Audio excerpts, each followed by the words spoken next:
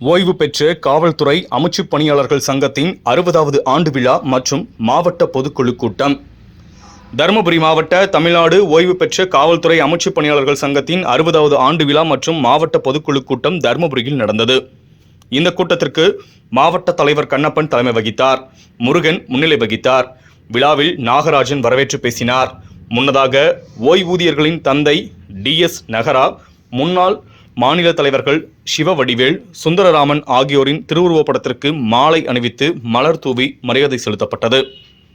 2% அகவிலைப்படி உயர்வு வழங்கிய தமிழக முதல்வர் அவர்களுக்கு நன்றி தெரிவித்து தீர்மானம் நிறைவேற்றப்பட்டது.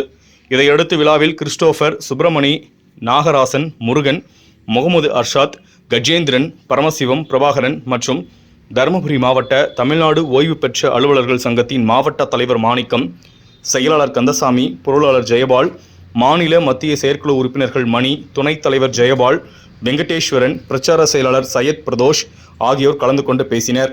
இறுதியில் தட்சிணாமூர்த்தி நன்றி கூறினார். விழாவில் 100க்கும் மேற்பட்டவர்கள் கலந்து கொண்டனர்.